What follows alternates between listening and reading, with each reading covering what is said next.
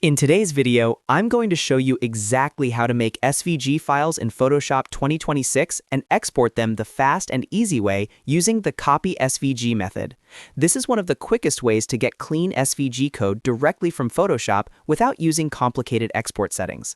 If you work with logos, icons, or web graphics, this method will save you a lot of time. Make sure to watch until the end so you don't miss an important setting. And if this tutorial helps you out, don't forget to like the video and subscribe to the channel for more Photoshop tips and easy software guides. Now, let's jump right in. First, open your design in Adobe Photoshop. This method works best when your design is made using vector layers. That means you should be using shape layers created with the Shape tool, such as rectangles, circles, custom shapes, or vector paths.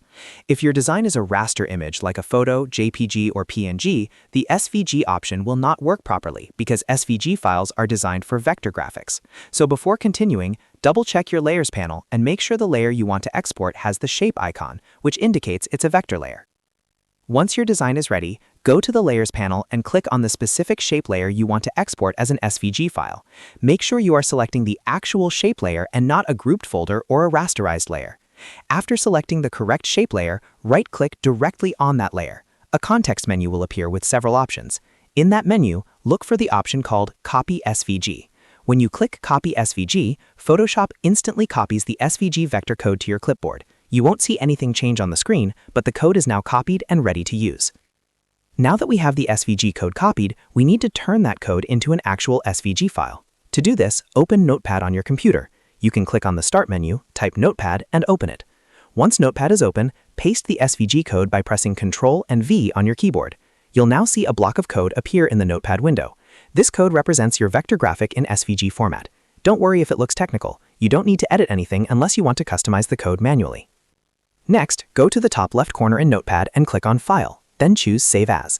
In the File Name field, type the name you want for your file, but this part is very important. Make sure the file name ends with .svg. For example, you can type icon.svg or logo.svg.